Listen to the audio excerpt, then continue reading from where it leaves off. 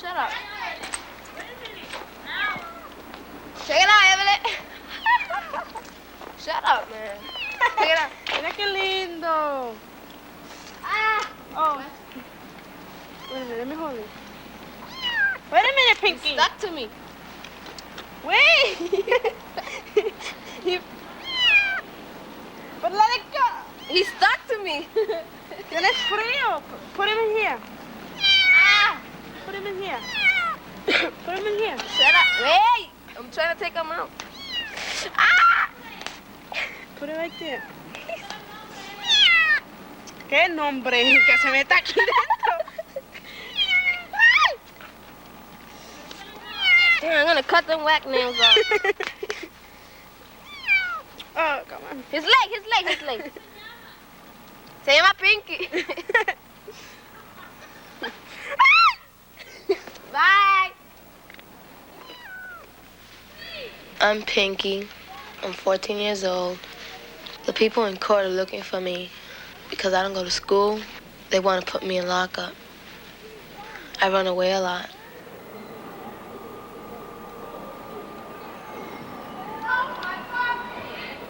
Okay, bring it over Your here. turn.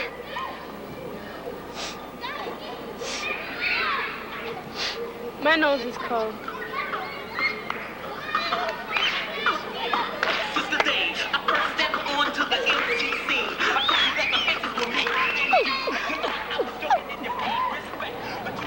Is it even?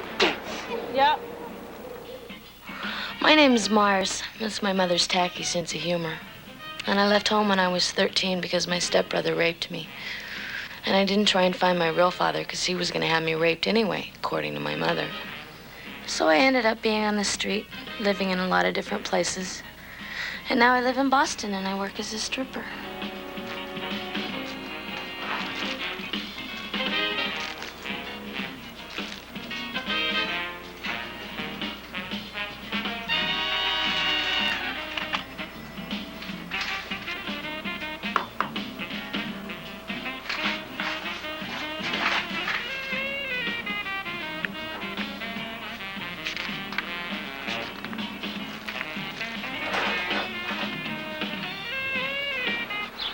My name is Marta. I've had a pretty screwed up life. I've lived in foster homes, group homes, runaway shelters. Basically, I've been on my own since I was 12 years old in a sense. And I'm getting ready to move into my own apartment to have a new life. I couldn't work full-time now if I wanted to anyways. Who's gonna hire me 7 months pregnant? Wait a minute. You guys having a sunroof? Go ahead. See you later. Bye-bye, Katie. Bye, Mom. Bye, Katie. See you later. I'll see you this afternoon.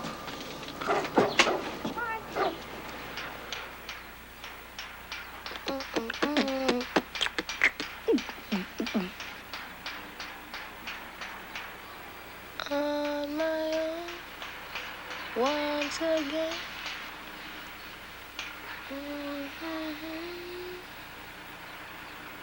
Shoo-be-doo-be-doo.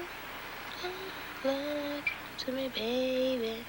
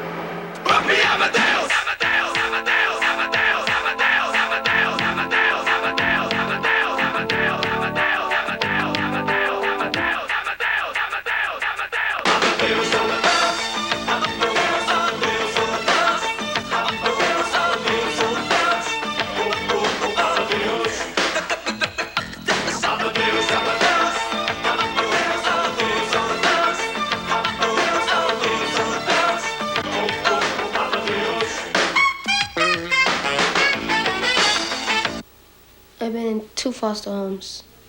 Yeah, and I was in one like for 2 days. One I was for 2 weeks, something like that. And then I just come back. And I stayed over my aunt's house before, stayed there for a long time, like for 6 months, something like that. Then I just came back home because they were saying, that's when they were saying that they were going to lock me up. And so I said just to, forget problems and all that. Just came back home and it's still the same thing. Problems over and over.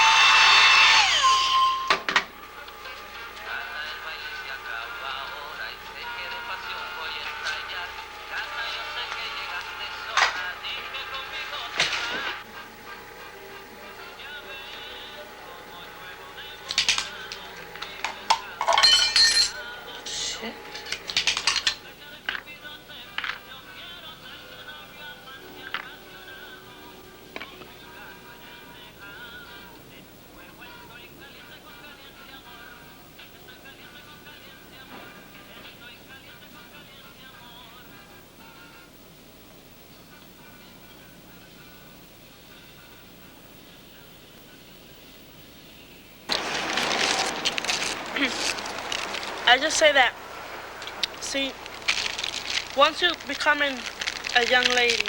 Yes. Yeah, we're talking to sister. It'll treat you different because you have kids fast. Mm-hmm. If you have when you're 10, they'll still be holding you and watching you all the time, or always throwing hints at you. Like, you better be careful. Don't talk to that boy. That boy, hey, there's no difference. Just don't eat my. Some people think that there's more guys out in the street than girls, because girls, like if pretty girls be walking down the street and guys see them, they'll try to rap to them. That's what the mothers don't want to see. If guys go down the street, girls can't rape guys. Some could, but so that when guys can't get pregnant and shit, that's why it's different, because they just be like, hey, go out, do anything you want. And they don't stop and think that a guy can get in trouble for getting a girl pregnant. And go on to bed with what you call it? What? A young girl. What you call it? A virgin girl? A virgin girl. Like if you were in the trap, like a little hole, they want to keep you in there. So like that, no guy could look at you. Not me. Guys have to look at me. How will you feel, right? If your mother comes out to you, right, and she start saying to you that you can't go outside. I'll try to kiss my ass. No, son. I don't know. I'd be like, my mother never told me that, but if she ever does, I'll leave, Cause what's the sense? She didn't tell me what to do when I was younger, so what she gotta come and tell me what to do now and shit. My problem is that when my mom says that, I start talking back to her because I wasn't the one who made the mistake at first. So if she would have had the brains that I have, she wouldn't be stupid and have me. Yeah. She got pregnant because she had me when she was 13. She had to raise me all along, all by herself, because my father didn't live with us first. At first, my father didn't live with us. He lived with me when I was around up to 4 years old. My mother had me when she was 14. She had my sister when she was 16. She waited a year to have my sister. I thought you said she was 12. She got pregnant at 12. She had me at 13.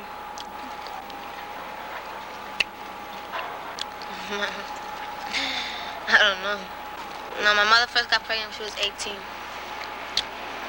She had my whack sister. And she had my whack brother. And she had whack Pinky, fresh Pinky.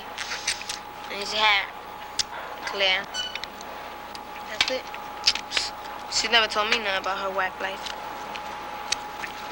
All I know is that she got 4 kids and she's my mother. That's all.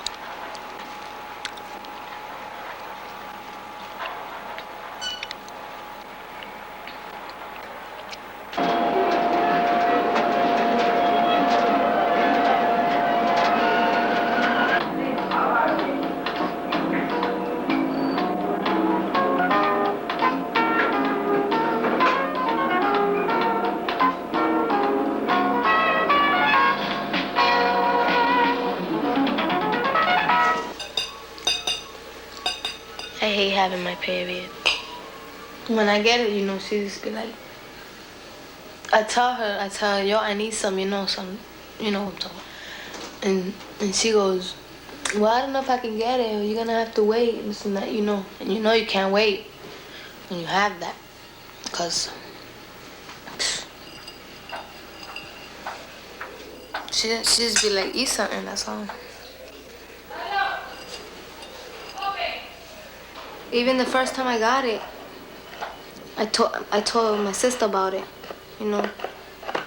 And my mother was like she didn't care. She didn't get me nothing. I had to get it myself, get money, stuff.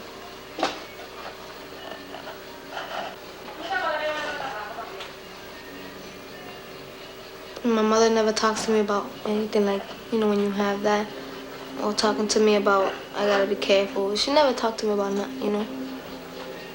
All she tells me is, you go to school, that's all. Go to school. And if I want to talk to her, she'll get all rude.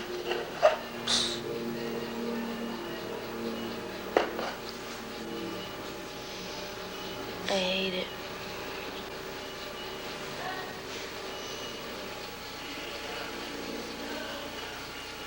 Think boys are luckier? Yeah. In a way, but I'm glad to be a girl. Why is that?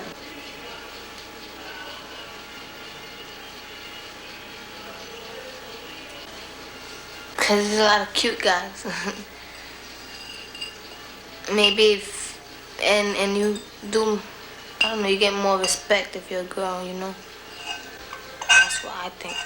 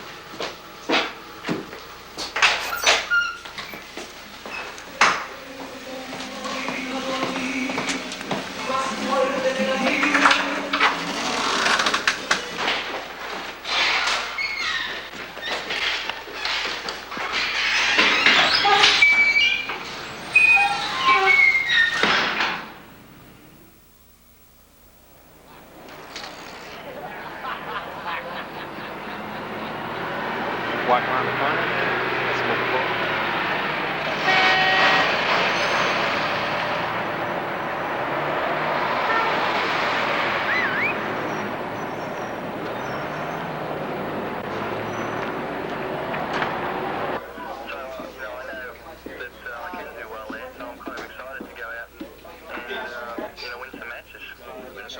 Signed the #1 draft pick, Penn State running back DJ Dozier to a 2-year contract with an option year. Great to read guy Radio Sports.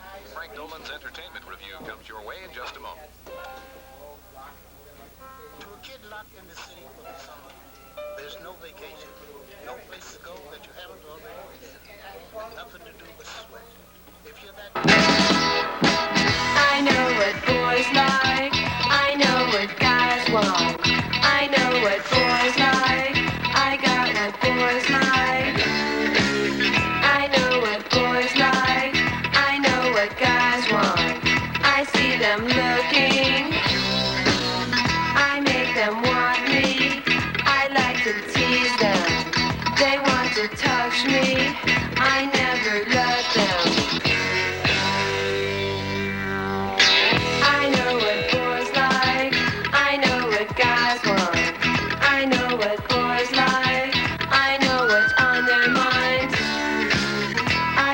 my cat moves, that's so upset them. Zippers and buttons, fun to frustrate them. I know what boys like, I know what guys want. I know what boys like, boys like, boys like me.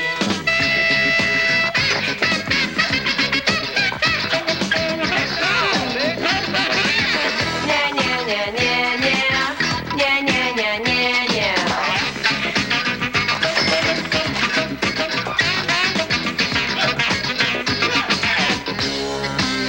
I feel sad now. I will let you. Sorry I teased you. I will let you. This time I mean it. I will let you. Anything you want, you can trust me. How would you like it? You can trust me. Sucker. I know what boys like. I know what guys want. I know what boys like. Boys like. Boys like me. And sometimes they forget that when you're losing 31-4, it's better to abandon the game plan, than to go with the game plan. Football, pro football particularly, has become a sport of cliches. I think status quo is hanging in there. It's daytime. The quarterback situation has been resolved.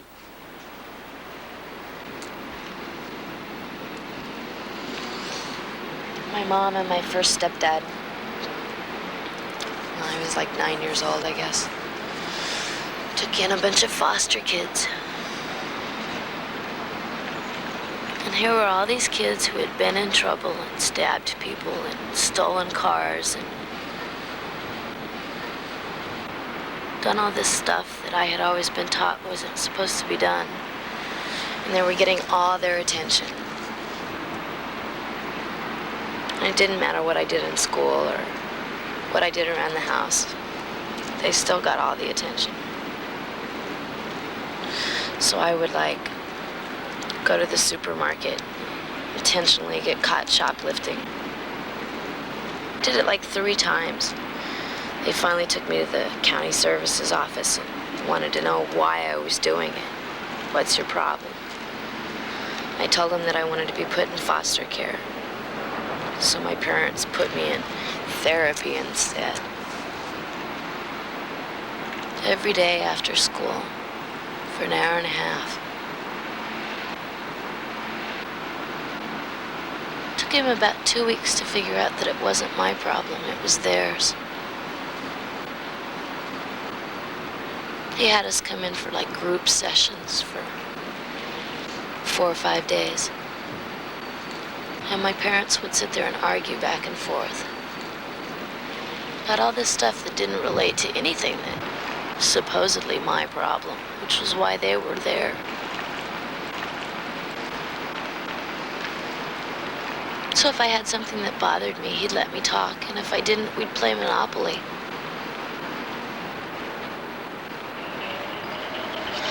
Both my parents were orphans. My dad disappeared when I was little. My mom's family, adoptive family, had all died.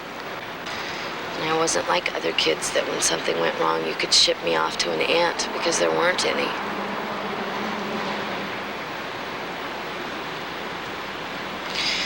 And I think I felt that maybe all that stuff she had said about how she couldn't be with her friends when I was little because she had me, and how she'd gotten married because I needed a father.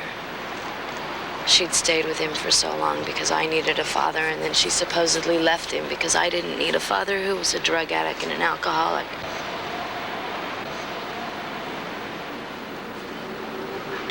And she spent all these wonderful years by herself because she had a daughter at home and couldn't go out with her friends.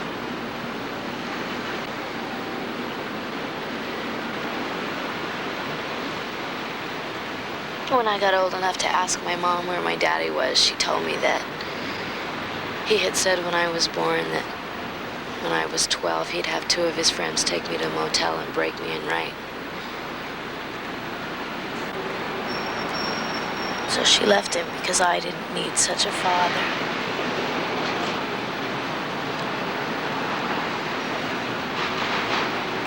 The time she got married the third time, I wasn't about to do or say anything that was going to cause any kind of problems.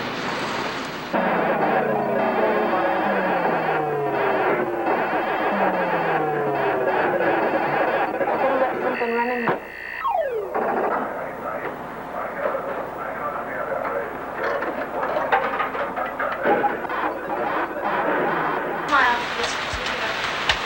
Oh, this is the back door.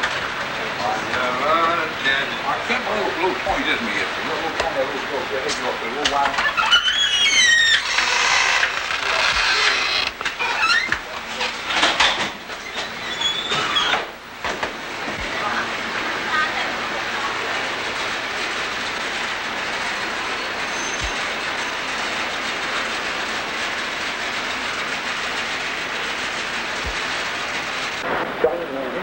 Would you do me a favor and not walk on this floor barefoot, please? What's bothering you? I was all sitting in the grass and I rough. Please.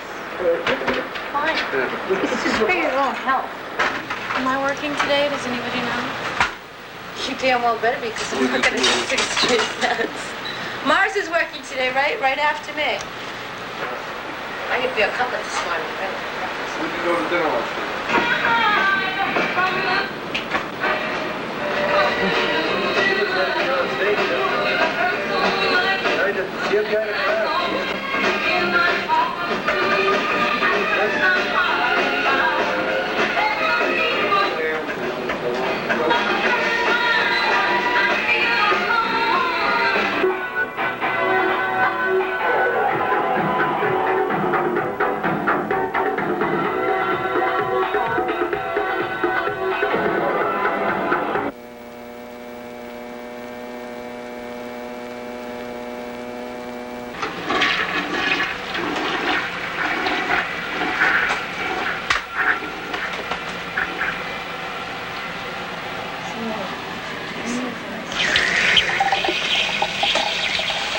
You know what I forgot?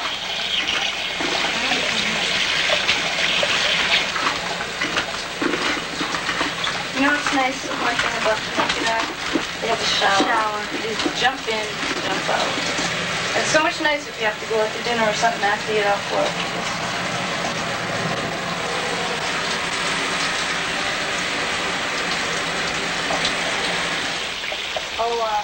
Your adopted daughter did something wonderful this morning.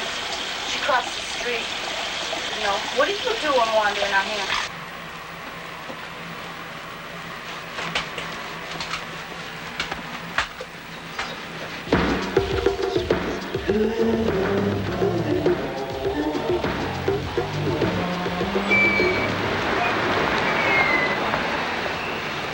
Night, Tony.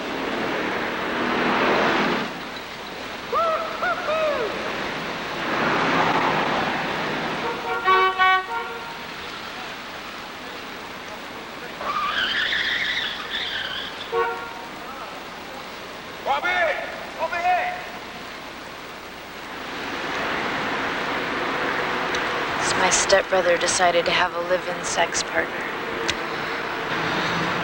So I put up with it for 10 months, and then I left. Told her I wasn't going to lay her stepson anymore to keep her marriage together. It's really not easy being on your own at 13. Your friends all think you're weird, and they don't understand why you can't spend time at ball games or cheerleader practice or whatever.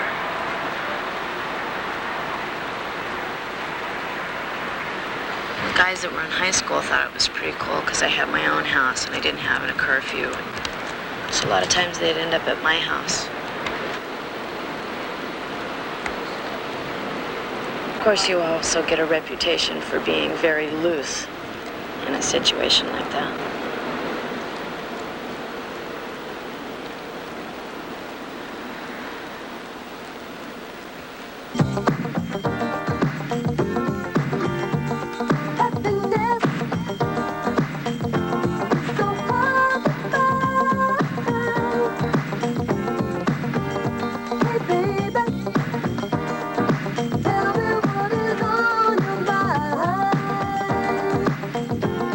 Cause I can't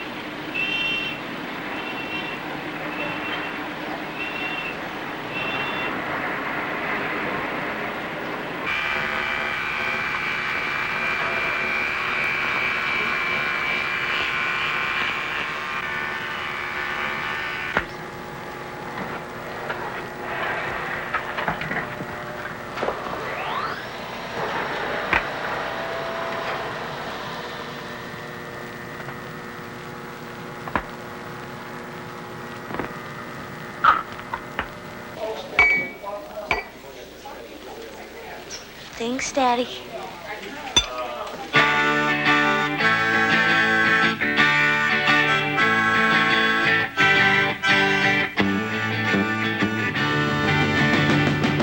Shake your adolescent brain. Schoolboy stuff, a sticky sweet romance. And she makes you wanna scream, wishing you could get inside her pants. So you bend your sides away while you're squeezing her. You thought you heard her saying, good girls don't, good girls don't. But she'd be telling you, good girls don't, but I do.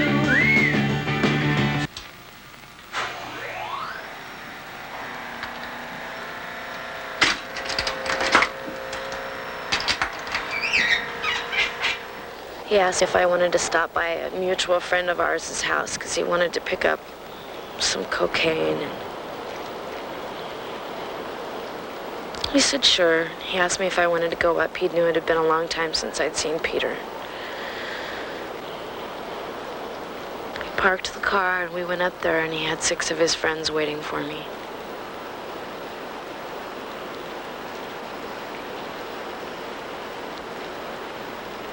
I remember them like having sex with me. I don't remember them hurting me, like physically beating me or anything like that. I guess after like the 3rd or 4th one, I passed out. And when I came to, they had put me in his wife's running path in the park and left me there. She loaded me up in her car and took me to a hotel room. One of her friends was a doctor, and he came over and checked me out. She got round-the-clock nurses and bodyguards for me.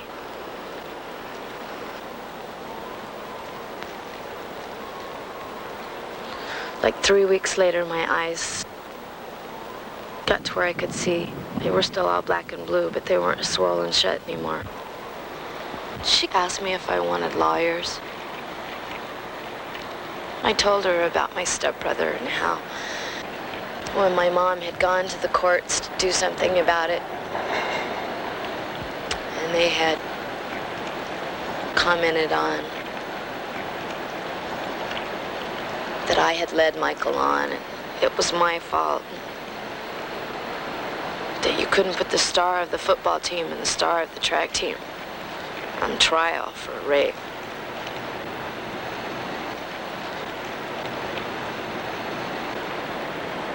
And I knew all the people that had been in that room. I knew all the businesses that they owned.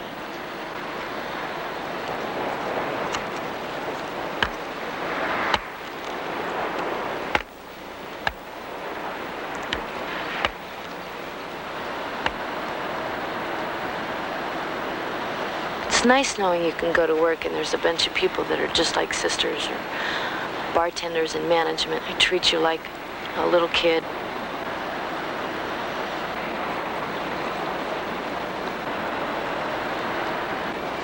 Somebody that tells you how to order a drink to where there isn't any alcohol in it, and then doesn't tell you how to order one to where there is alcohol in it. You stay sober for 3 days. Kind of like an adopted daddy. So that's what I call him. And there isn't any way to get a hold of me. So he always gives me a couple dimes whenever I'm leaving work and tells me to call if something goes wrong. Let me know where you are and that you're okay. My mother never did that. Yeah. Well, she didn't sleep alone. She had lots of stuffed animals around her. She felt right at home. Thanks, Daddy. All yours. Should have seen him back up. Whenever she went running after him, he's backing up All away these from her. customers say hookers are up the street. We're dancers. We're not prostitutes. Somebody might take somebody home after And then work. talking Well, about- that's their business. Well.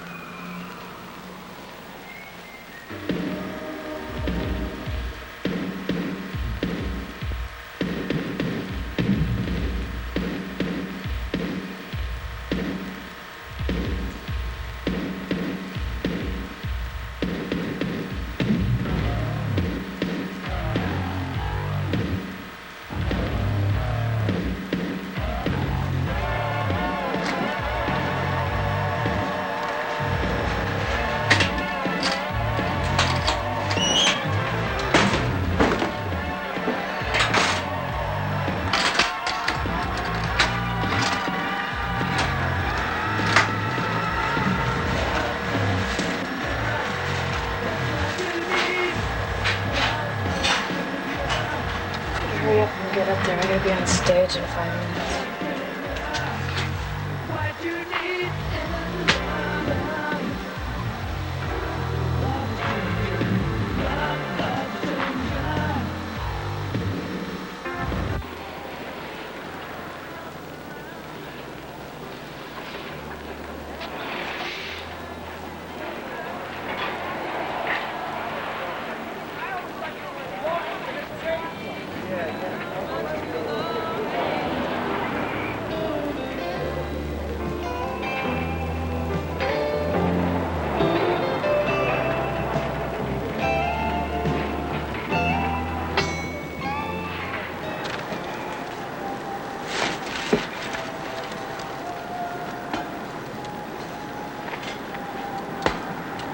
We took off. First we went to Providence, then we went to Connecticut, and we ended up in New York. And we were over a friend's house, right? And we were just staying there for a while and stuff. Then we couldn't stay there anymore because of her mother and shit. So we had to find a place to stay. So we went to this bar, you know, it was a lot of pimps and, you know, hoes and shit like that. And we stayed there, but, you know, my friend, she had to do a couple of things in order for us to be staying there, to get money and stuff. Not me, I didn't have to do nothing. You know, we stayed there like for a week. It was bad, you know.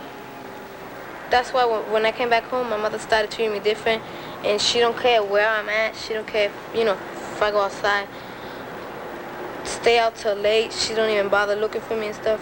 You know, she don't care because she thinks I'm already, you know.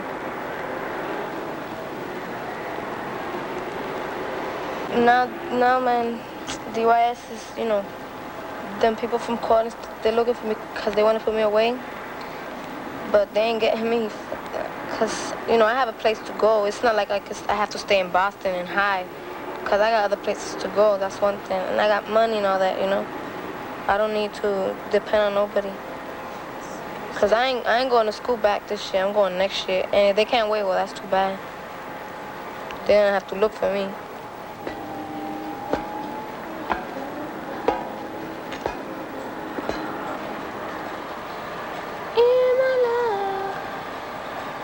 From your head down to your toe.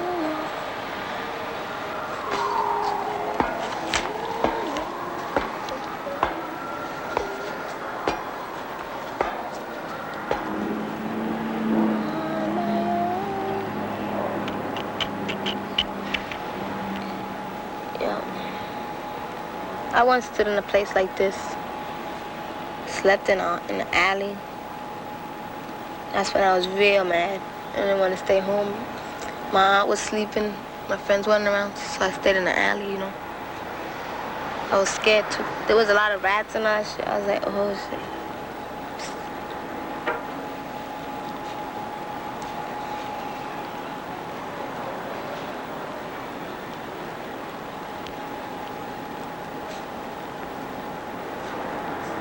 I don't know. London. Live far away. Go to Africa and shit. I don't know.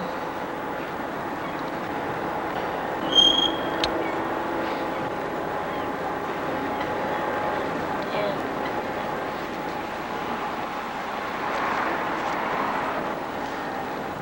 If I was to get married, I'll make sure I get married twice. Because my favorite color is pink. And the first time I get married, I wear white. The second time I want to wear pink. So I'll get married twice if I get married. But I could imagine myself being married. I'm not even planning to. I don't want to. Because that's just getting into more trouble, you know. Well, to me. I don't know about other people, you know.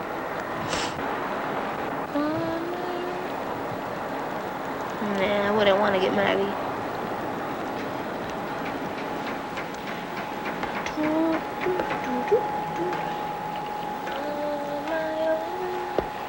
I can't take it anymore.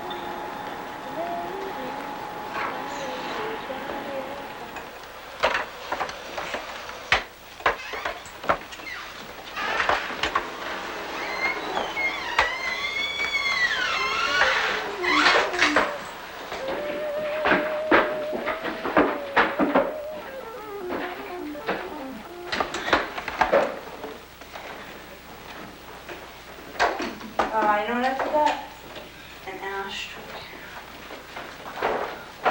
Nice shades.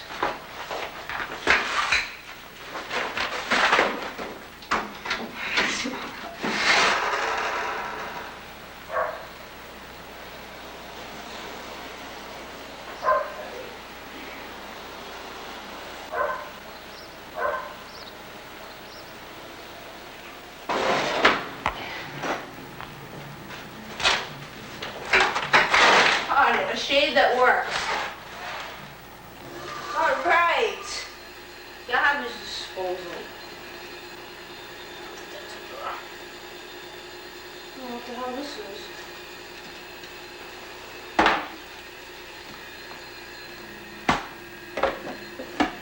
Ah, doesn't that look like a dog's leg or something sticking out of the window? It is. Is that something's leg? Is that a paw? Oh, God. I hope it's alive.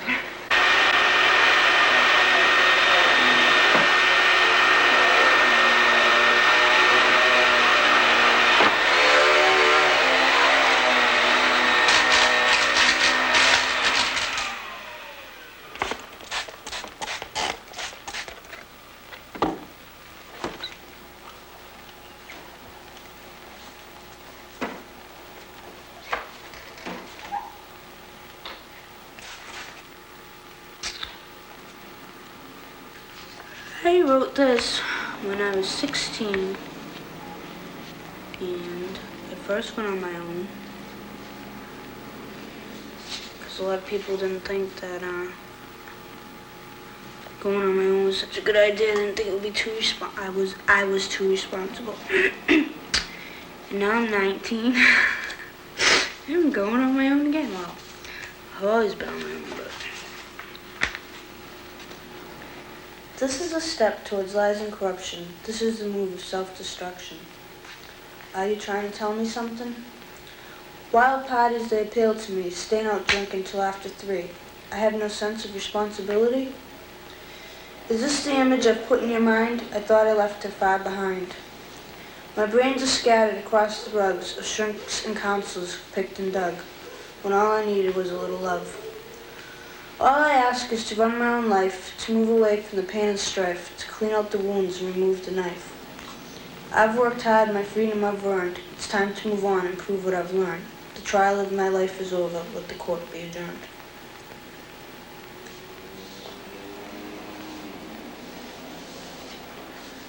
Sit! Wait.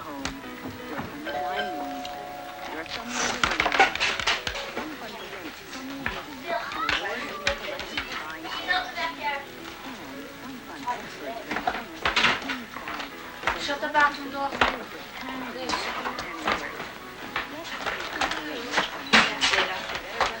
I can't find my bathing suit. Okay. Where's my puppy?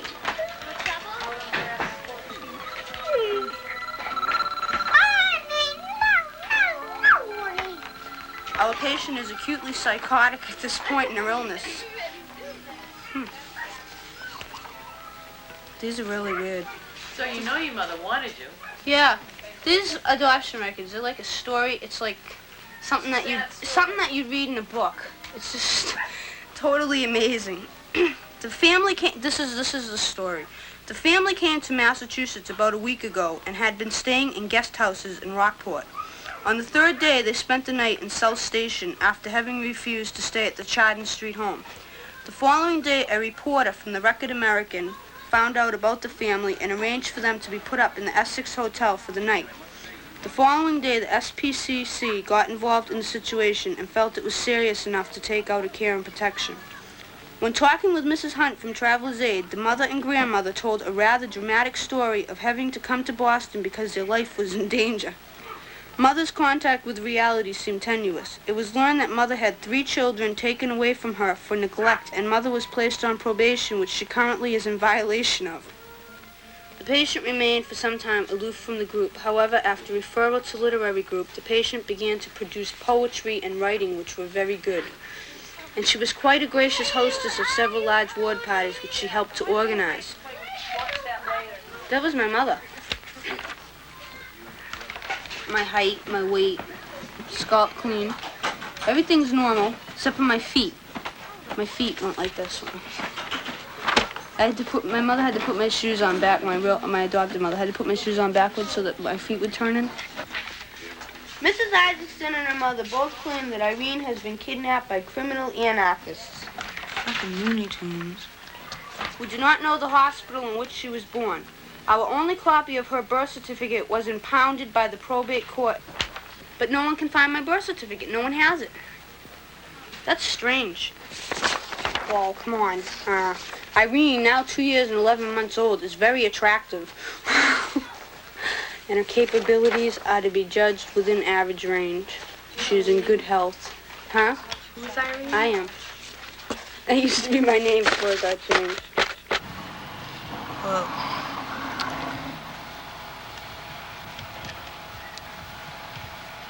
my mother was my biological mother. Was diagnosed as paranoid schizophrenic. And she claims to have conceived me while she was getting raped on a park bench in San Francisco. But that might not be true because her perception of reality was so warped. My adopted father had a thing for little girls. So I don't know how many. He never bothered my sister. Maybe that had something to do with her being Israel blood or something. She was a little older than me. But as far back as I can remember, he always bothered me. And for a while that was cool because I thought that was the way of life. I figured out that it wasn't right and I didn't want it. And it wasn't just that, it was just I was getting tired of getting smacked around too. And I was the kid who used to tell everybody how I got the fat lip. But I don't think no one wanted to get involved. When I was 11 years old, the police must have picked me up 11 times in 3 months for running away. And I had counseling on Wednesdays, and I went to court every month on a Thursday, I don't remember. But one day I was in counseling, and I've been in it for quite a while, and I told my counselor about what my father did to me when I lived at home, about the sexual abuse. So she said, I have to tell everybody. So the next day I had court, and during the thing, me and my father got into a big fight in front of the judge. He was telling my father the judge, how I was wrecking his marriage and all this shit. And then I don't remember, he left and I gave my mother a hug. That's the last time me and my mother were very nice to each other for a long time. And then the judge asked me, I didn't have to tell him, he asked me if I was sexually abused. He told me I'd been coming there since June, and it was now October and November, and the conversations between a 12-year-old girl and my 54, 55-year-old father weren't the kind of conversations that a father and daughter should be having, and had dealt with cases like it before. And the judge said that for my sake and for the family's sake, he wasn't sending my father to jail, even though he could, because I've been through enough. And like in court, see, when I was little, well, a year before that, when I lived at home, I won my Father of the Year in Medford because I wrote an essay. It was a class project I had to, about how good my father was. So now I'm 19 and I can look back on that and say that I conjured an image of what I wanted him to be, the good that I brought out. And back then I just wrote it because that was my father. That's the way I thought life was supposed to be. And even though he did things to me I didn't like, he was still my father, and I had made the best out of it. So he won, and he made the front page. Our family made the front pages of the paper and everything. So in court, this got thrown up in my face. How could you say that about your father if he did this to you? And all this shit, and telling me that I was fantasizing. And believe me, for months I had to ask myself whether I really made it all up or not, because that's what they drilled into my head, that I made it up. But that was it, December 24th, and he was ordered, I don't know, parole and psychiatric help and all this shit. Well, meanwhile, I was in a lot of trouble in school. I got kicked out of school. I got assault and battery charging me.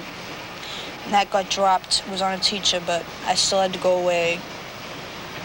And they sent me to an all-girls school for the emotionally disturbed female adolescents in Marlboro, Madonna Hall. There were 60 girls there. I got kicked out of Madonna Hall. And I was in other foster homes and stuff. And I ended up in a psychiatric ward for 30 days in evaluation. Because it's just long and involved, but I was pretty messed up. Because I had nobody in the world. I've slept on park benches and abandoned cellars, and I've hitchhiked one end of the state to the other. I've fought and done a lot of drugs. And those are things that, like, I'm 19 now and I'm pregnant, and I feel a lot older than 19 in a lot of ways. And there's a lot of me that's still a kid. Like, I never got to be a kid, really. And, because I was always too busy watching out for myself and surviving the system. So there'll be parts of me that will always be a kid, you know, just doing crazy, stupid things. But, I mean, I stole and did a lot of stuff, and when you survive and you don't care about the consequences, it's weird, the things that you think about when you're pregnant. And especially for the fact that I was an abused child, and everybody, not everybody, but people seem to have this thing that abused children abuse their children. So I'm sure people wonder if I'm going to abuse my child.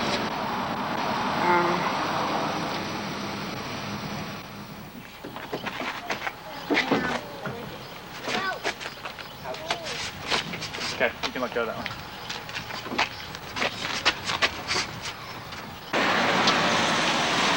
Yeah, you really cushions.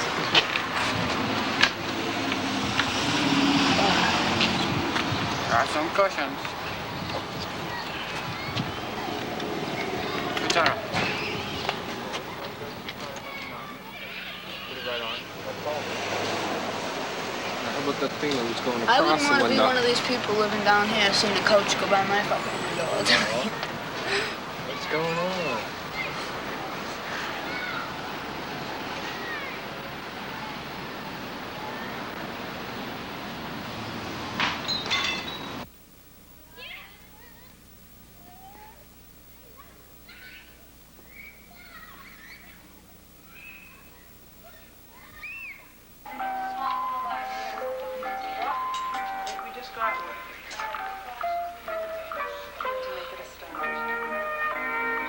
CB for 600, please. A powerful, globular, red firecracker. What is... Al? What is cherry bomb? Yes, all right. I'd like fashion history for 200, please. Only ladies and those for women's rights wore these Turkish pantaloons in the 19th century. David, what are harem pants? No, sorry. Al or Molly? Molly. What are bloomers? Yes, the ones introduced by Amelia Bloomer.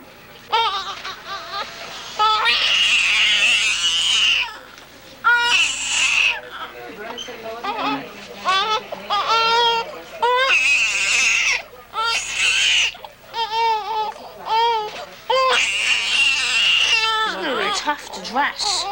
I'm not buying you any clothes.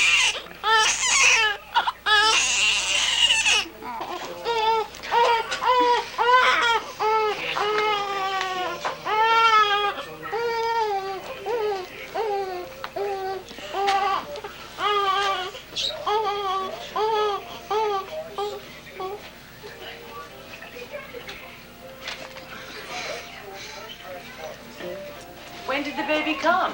10 minutes to 9, I saw felt her it at coming. 8:30. I said, it's coming, and it was there at 9 o'clock. You said by that night. Just figured, well, when I come back today, she's already had it. Can you eat regular food now? Seems strange, though, afterwards. I was like this flab just hanging there. Oh, he's well worth it, Martha. He's cute. We have to buy him candy first.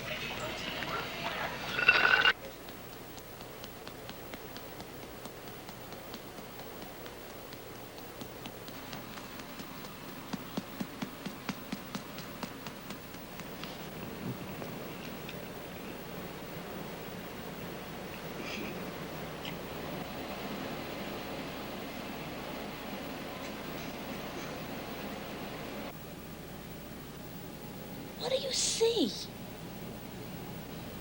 You look so serious. Looks like something's really troubling you.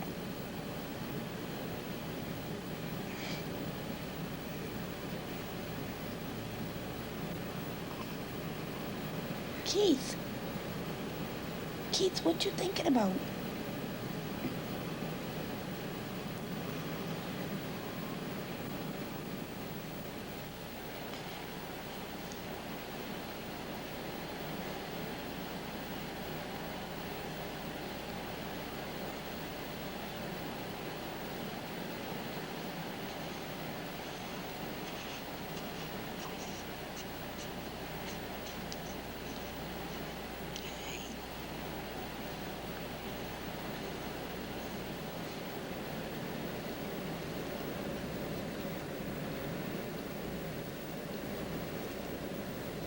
It seems so unfair that you can take a face like this, so innocent, and expose it to the world.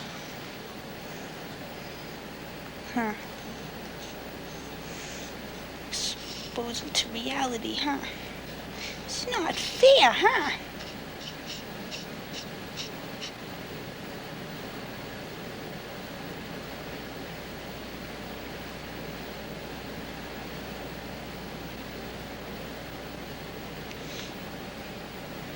Don't worry, as long as you don't have half of Mommy's problems, you'll be doing okay. Huh? Huh?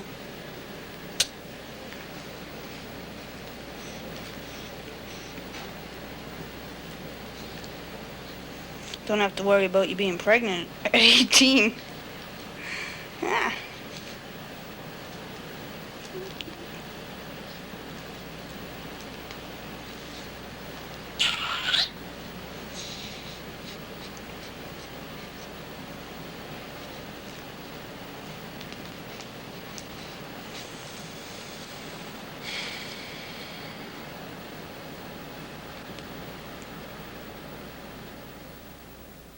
I want him to have a life like so good and so different that it'll be so hard for me to understand because I never had a life like that.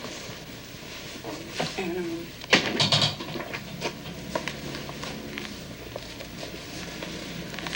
I want him to do really dumb things like get into fights in school and bitch about his homework and shit. And fall over his feet at his first school dance and cut himself shaving. It's like, well, it's like the first thing in this world that's really that I know that has my blood in it and is a part of me. And it's weird because it's like he's totally dependent on me.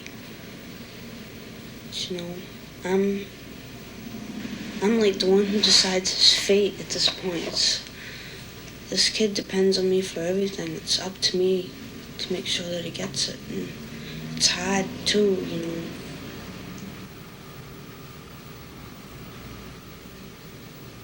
Working. When I work, I feel guilty because I have to leave with the babysitter and then I want to go out, you know, by myself with some friends or something.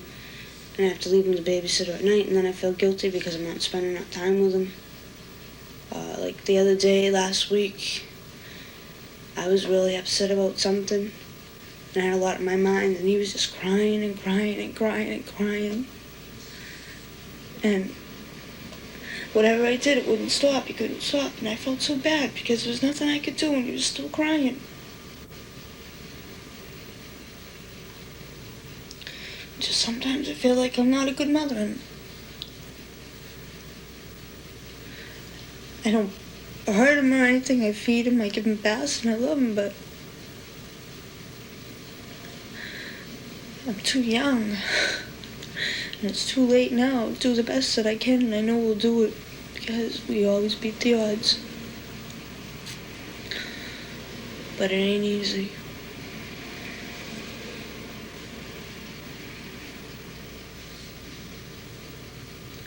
tell you, no one ain't never gave me what I give him. Try saving the paper. See if you can get it. See if No, you can do keep it. it on. Come on, keep it on my head. Come on, Mark. You're a mother now. Oh, no, I didn't get one. Keep it on. Go ahead, make a big face. What is a natural? Make a face. Nina, what was that? You just knocked the glass or something on the floor? This is very stressful. Listen, when you leave with your gifts, don't take my TV or my VCR or my stereo or anything like that that doesn't belong in your car. Not in front of your face. Oh, that's adorable. Oh, that is. Looks good. Good idea. Told you boys are a lot of trouble. Girls are even worse, though. This is true. Girls give you great hair. Girls are always up to something. He'll find that out.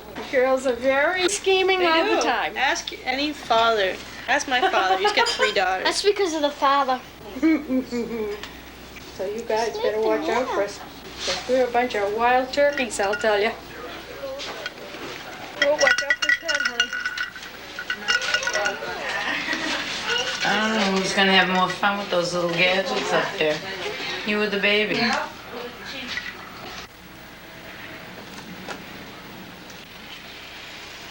you what?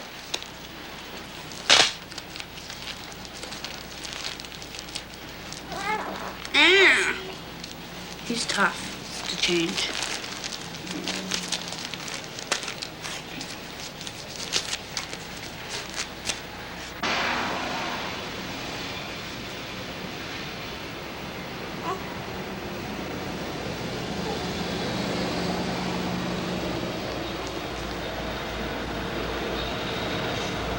Do his exercise. Oh, what's the matter?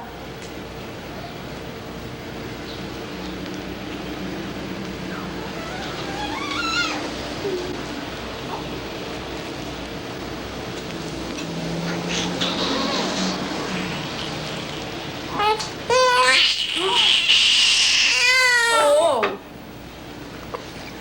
Hey.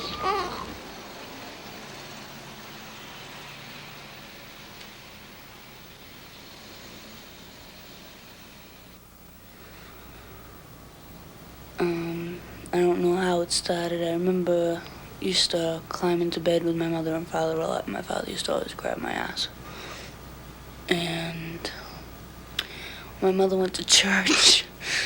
He used to come in my room on Sundays and touch me, feel me up, and make me do things to him. Or when he was in the bathroom, he used to call me in. After he was done doing what he did, doing his thing, he used to bribe me, he used to take me to the drugstore and buy me stuff every Sunday at the drugstores on the corner. And it seemed like a pretty good deal. He took me to the church one night, and we were upstairs in the minister's office. And he was sitting at the chair behind the desk, and so he calls me over. He goes, "Give your father a hug." So I give him a hug, and he starts filling me up with something, so I start to pull away, and he goes, "What's the matter with you? Don't want to give your father a hug anymore?" And I go, "Well, I don't like it. I don't remember something about him touching me, and I didn't like it, and I just wanted to get away, and I just started crying." So he got really pissed off and started yelling at me, "Don't love your father no more." So we had to leave. So we get home, right? And I'm crying and in tears. My father's screaming out. My mother meets us at the door. "What's the matter? What's the matter?" So I didn't want to give her own father a hug anymore. So I went to bed. And everybody was mad at me because I didn't want to give my father a hug anymore. And when my father abused me, I felt like, I guess, like it was okay. Like it happened to everybody. And when I got older, I felt, I don't know, used, like, used in a sense. I really didn't know what used meant. I just felt like,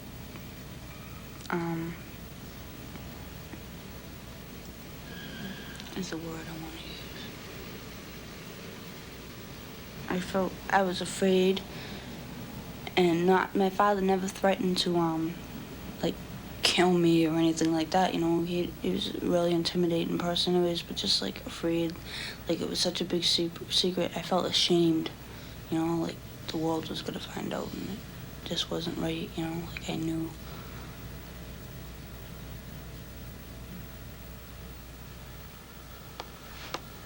I don't know. He got sent to prison eventually anyways. And while he was in prison, I wrote this poem for him.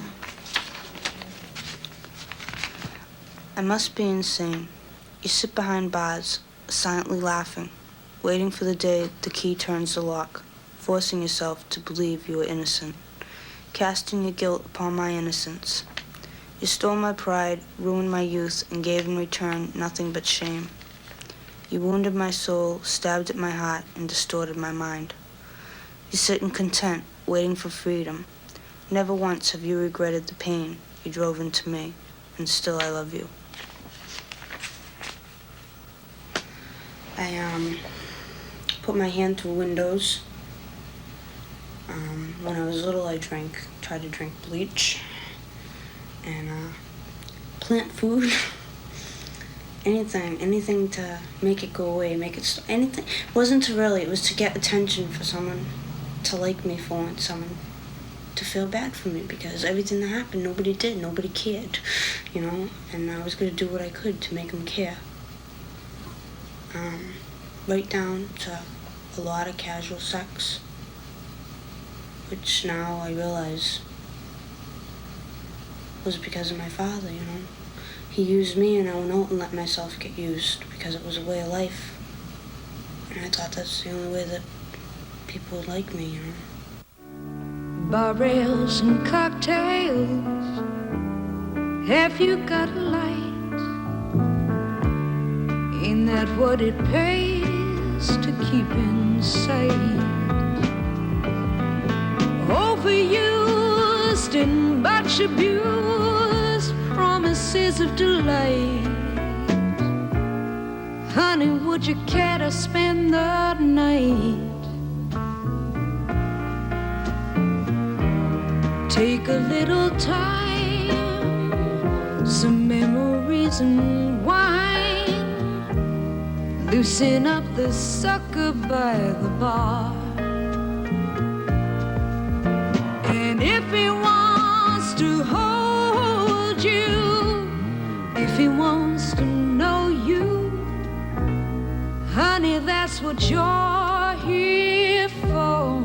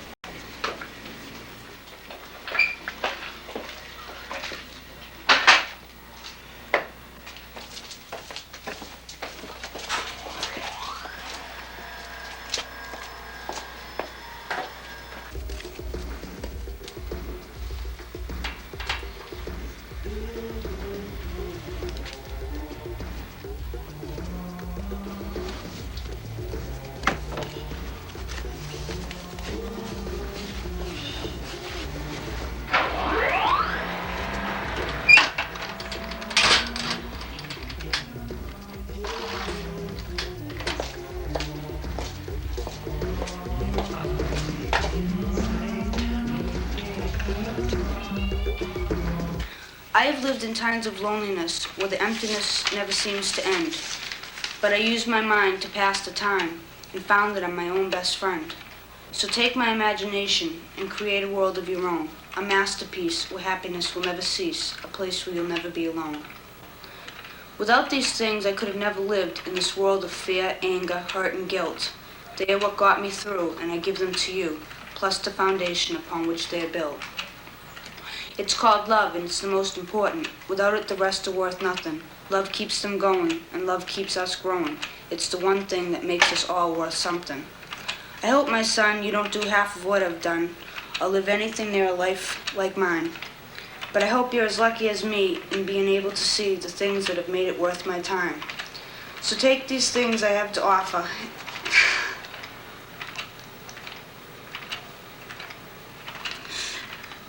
And make my love your stepping stone. Chase sunbeams and follow your dreams. And never stop even when you're grown. Pass them on to your children and teach them as I'll teach you to understand that we create our own fate. The tools are in our minds, but the rest is in our hands. Jesus.